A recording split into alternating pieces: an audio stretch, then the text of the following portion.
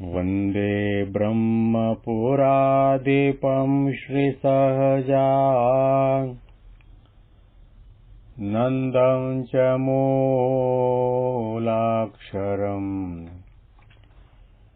श्रेयस्कारणसद्गुणैकनिलयम् श्रीप्रागजिह्वावत ब्रह्मोपासनधारकं गुरुहरिं यज्ञं तथा योगिनं प्रीत्येवं प्रमुखं महन्तमनिशम् श्रीजीस्वरूपं मुदा મહિમાનો મહિમા પ્રવચનમાળામાં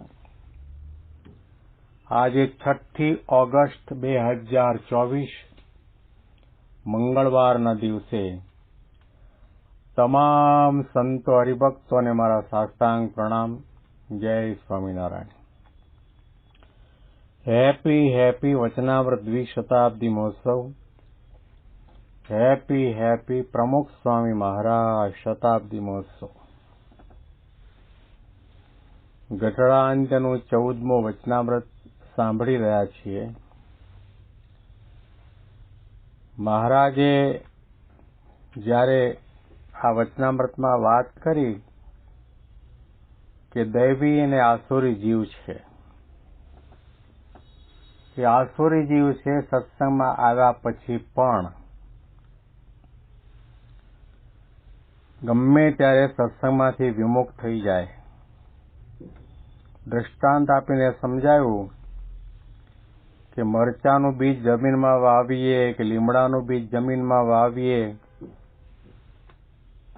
તો મરચું વાવ્યું હોય તો મરચું ઉગે, અને લીમડો વાવ્યો હોય તો લીમડો ઉગે, અને શિંગડિયા વચનાગનું બીજ વાવ્યું હોય તો એ ઝેર જ ઉગે. એ મહારાજે કહ્યું કે આ બધા વાવ્યા પછી એને શેરડી સાકરનું પાણી પાવામાં આવે તો પણ એ લીમડો તે કડવો જ થાય, મરચું તે તીખું જ થાય. એવી રીતે મહારાજે કહ્યું કે આ સત્સંગમાં એવા આસુરી જીવ આવે, પોતાનું તો બગાડે પરંતુ એના યોગમાં જેટલા આવ્યા હોય એને પણ સત્સંગમાંથી પાડે. આ દૈવી અને આસુરી જીવની વાત સાંભળીને શુકાનંદ સ્વામી મહારાજને પ્રશ્ન કરે છે. પછી શુકમુનિએ પૂછ્યું છે, દૈવી અને આસુરી જીવ હોય તે કેમ જાણ્યામાં આવે? પછી શ્રીજી મહારાજ બોલ્યા છે, દૈવી જીવ હોય તેને કામ ક્રોધ લોભાદિક દોષ હોય તે ઊંડા દેશકાળાદિકને યોગે કરીને હોય. પછી સારા દેશકાળાદિકનો યોગ થાય તો થોડેક કાળે કરીને નાશ થઈ જાય, અને આસુરી જીવને જે કામ ક્રોધ લોભાદિક દોષ હોય તે કોઈ કાળે નાશ થાય નહીં. અને તેને એકવાર જો કંઈક કઠણ વચન કહ્યું હોય તો જીવે ત્યાં સુધી ભૂલે નહીં. અને તે આસુરી જીવ જો સત્સંગી થયો હોય તો સૌ કરતા સરસ હરિભક્ત જણાય. પણ જેમ ભાલ દેશમાં મોરે સમુદ્ર હતો તે કાંપ જમાઈને મીઠી પૃથ્વી થઈ છે, તે જ્યાં સુધી કાંપ હોય ત્યાં સુધી જો ખોદીએ તો પાણી મીઠું નીસરે, અને તેથી જો હેઠો ખોદીએ તો સમુદ્રના જેવું ખારું ઝેર પાણી નીસરે. તેમાં આસુરી જીવ હોય તે હરિભક્ત થયો હોય અને એનું ગમતું મરડીને લગારેક છેડ્યો હોય તો જેટલી મોરે સાધુની સેવા કરી હોય તેથી લાખ ગણો દ્રોહ કરે તો પણ મનમાં સંતોષ ન થાય. શુકાનંદ સ્વામીએ મહારાજને પ્રશ્ન કર્યો કે સત્સંગની અંદર દૈવી કોણ છે અને આસુરી કોણ છે, તે રીતે ખબર પડે? કારણ કે ઘણી વખત એવું પણ બને કે ભગવા કપડામાં પણ આસુરી બેઠો હોય, ભગવા કપડામાં પણ અધર્મી બેઠો હોય, ભગવા કપડામાં પણ કપટી, દંભી અને અનીતિ કરવાવાળો બેઠો હોય. બાહ્ય નજરે કરીને આપણે જોઈએ તો આપણને લાગે બીજા કરતા એની ભક્તિ, સેવા, જ્ઞાન, બાહ્ય સાધના ઉચ્ચ પ્રકારનું દેખાય. પણ મહારાજે કહ્યું કે એને કોઈ કઠણ વચન કહેવામાં આવે તો જીવે ત્યાં સુધી ભૂલે નહીં. સરસ દ્રષ્ટાંત આપીને મહારાજે કહ્યું ભાલ પ્રદેશ અત્યારે છે, આ ભીમનાથ ને પોલારપુર ને શાહપુર ને રોજિત ને એ બધો ભાલ પ્રદેશ કહેવાય, નાવડા. તો ત્યાં પેલા સમુદ્ર હતો અને નદીનો કાંપ ભરાઈને એ બધી જમીન થઈ ગઈ. તો ત્યાં આગળ અત્યારે શિયાળાની અંદર શિયાળુ ઘઉં થાય અને ચાસિયા ઘઉં કહેવાય, છાસિયા ઘઉં પણ કહેવાય.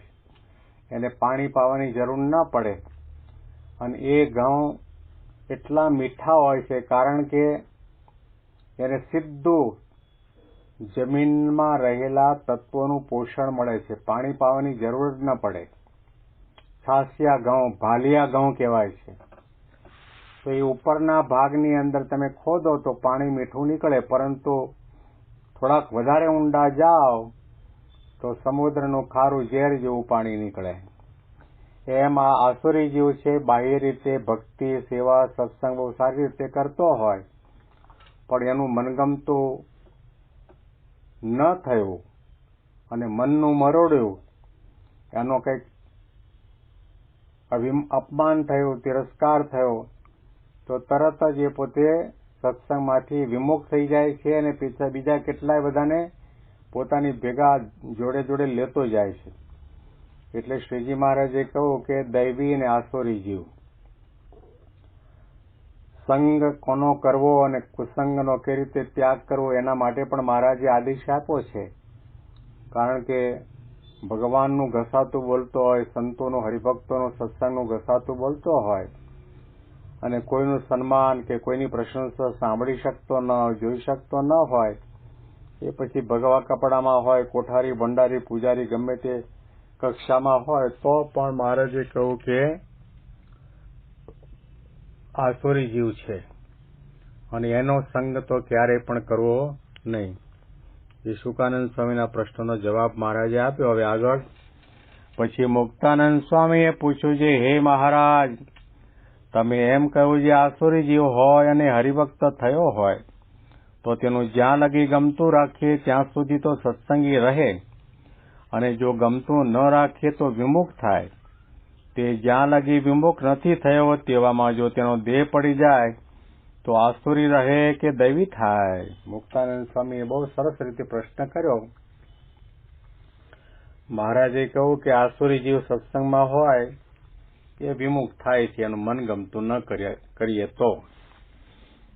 મુક્તાનંદ સ્વામીએ કહ્યું કે આસુરી જીવ સત્સંગી હોય, હરિભક્ત કે સાધુ થયો હોય, એનું જ્યાં લગી ગમતું રાખીએ ત્યાં સુધી તો એ સત્સંગમાં પડ્યો રહે અને જો ગમતું ન રાખીએ અને વિમુખ થઈ જાય, પણ તે જ્યાં લગી વિમુખ નથી થયો અને એવામાં એનો દેહ પડી જાય તો એ આસુરી રહે છે કે દૈવી થાય છે? આ પ્રશ્ન છે. કારણ કે સત્સંગમાં દેહ મૂક્યો, ભગવા કપડામાં દેહ મૂક્યો, હરિભક્ત તરીકે હતો ત્યારે દેહ મૂક્યો, તો પછી એનો આસુરી ભાવ ટળે છે, દૈવી ભાવ આવે છે કે નથી આવતો? આ પ્રશ્ન મહારાજને મુક્તાનંદ સ્વામીએ પૂછ્યો. પછી શ્રીજી મહારાજ બોલ્યા, હે તે આસુરી જીવ જ્યાં સુધી સારો હોય અને તેવામાં દેહ પડે તો દૈવી થાય અને ભગવાનની ભક્તિ કરીને પરમ પદને પામે. મહારાજે સંક્ષિપ્તમાં ઉત્તર આપ્યો કે આસુરી જીવ જો સત્સંગમાં હોય અને સત્સંગમાં નભી જાય ને તે વખતે એનો દેહ પડી જાય તો એ દૈવી થાય છે અને ભગવાનની ભક્તિ કરીને પરમ પદને પામે છે. પણ જો સત્સંગમાંથી પડ્યો, સત્સંગથી વિમુખ થયો, એટલે કે ભગવાનનો દ્રોહ કરે, સંતોનો દ્રોહ કરે, હરિભક્તનો દ્રોહ કરે અને પછી સત્સંગનું, સંસ્થાનું ઘસાતું બોલે તો પછી એનો દૈવી ભાવ આવતો નથી, આસુરી ભાવ ટળતો નથી. પછી નૃસિંહાનંદ સ્વામીએ પૂછ્યું, જે નવદા ભક્તિમાં શ્રેષ્ઠ ભક્તિ કઈ છે?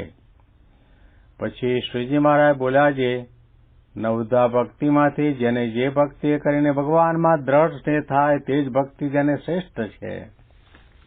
ભાગવતમાં 9 પ્રકારની ભક્તિ બતાવવામાં આવી. શ્રવણમ, કીર્તનમ, વિષ્ણોઃ સ્મરણમ, પાદસેવનમ, અર્ચનમ, વંદનમ, દાસ્યમ, સખ્યમ, આત્મનિવેદનમ. આ 9 પ્રકારની ભક્તિ કરીને ભગવાનને રાજી કરવામાં આવે અને પોતાનું મન પણ નિર્વિષય બને, મન પણ સ્થિર થાય, ભગવાનના સ્વરૂપમાં કેન્દ્રિત થાય.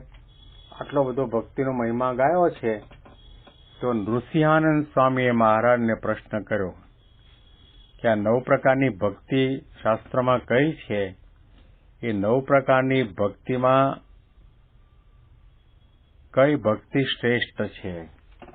કથા સાંભળવી શ્રેષ્ઠ, કથા કરવી શ્રેષ્ઠ, સેવા કરવી શ્રેષ્ઠ, ધ્યાન કરવું શ્રેષ્ઠ, મનન ચિંતન કરવું શ્રેષ્ઠ, સખા ભાવે ભગવાનની સાથે રહેવું એ શ્રેષ્ઠ, આત્મદ્રષ્ટિ કરવી ને આત્મજ્ઞાન સિદ્ધ કરવું એ શ્રેષ્ઠ. કયું શ્રેષ્ઠ? તો શ્રીજી મહારાજે કહ્યું કે આ 9 પ્રકારની જે ભક્તિ છે એમાં જે ભક્તિ કરીને આપણને ભગવાનમાં વધુ હેત થાય એ આપણા માટે એ ભક્તિ શ્રેષ્ઠ છે. કોઈને કથા કરવાથી ભગવાનમાં હેત થાય તો એના માટે કીર્તનમ, કોઈને ભગવાનની કથા સાંભળવાથી ભગવાનમાં વધુ હેત થાય તો એના માટે શ્રવણ ભક્તિ શ્રેષ્ઠ. કોઈની સેવાએ કરીને, કોઈને મનન ચિંતન કરીને ભગવાનમાં વધારો પ્રેમ થતો હોય તો એના માટે એ ભક્તિ શ્રેષ્ઠ છે. એટલા માટે શ્રીજી મહારાજે વચનામૃતમાં કહ્યું કે આપણે સત્સંગમાં આવ્યા પછી આપણું પોતાનું અંગ ઓળખી રાખવું. કોઈને સેવાનું અંગ હોય, કોઈને જ્ઞાનનું અંગ હોય, કોઈને કથા વાર્તા કરવાનું અંગ હોય, કથા વાર્તા સાંભળવાનું અંગ હોય. આવી ઘણી પ્રકારની આધ્યાત્મિક માર્ગની અંદર અંગની ભાવના આપણને જોવા મળે. તો મહારાજે કહ્યું જે કંઈ કરવાથી આપણને ભગવાનમાં વધારે પ્રેમ થાય અને ભગવાનનું વધારે સ્મરણ ચિંતન થાય એ આપણે કરવું અને એ અંગમાં રહીને આપણે ભગવાનની ભક્તિ કરવી. તો એને કરીને ભગવાન આપણા ઉપર રાજી થાય છે. કોઈ એમ કે નહીં મારે તો જ્ઞાને કરીને કે કથા પ્રવચન કરીને જ મારે ભગવાનમાં હેત કરવું છે, તો એ શક્ય નથી.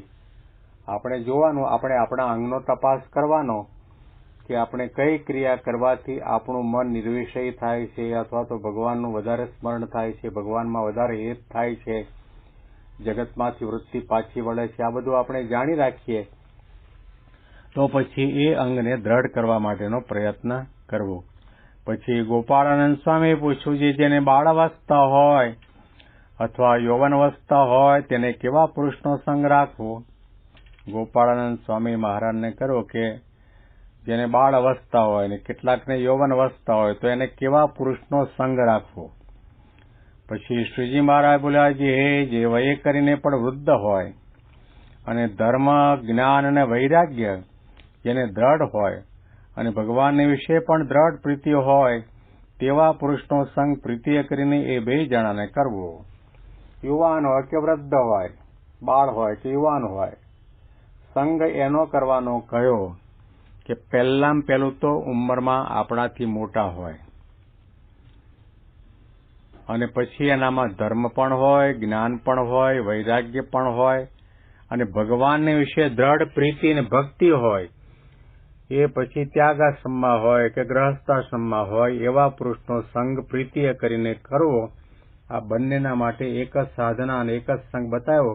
આના અનુસંધાનમાં વિશેષ વાતો આપણે આવતીકાલના પ્રવચનમાં આ જ વચનામૃતના માધ્યમથી સાંભળીશું. તમામ સંતો હરિભક્તોને મારા સાષ્ટાંગ પ્રણામ. જય સ્વામી.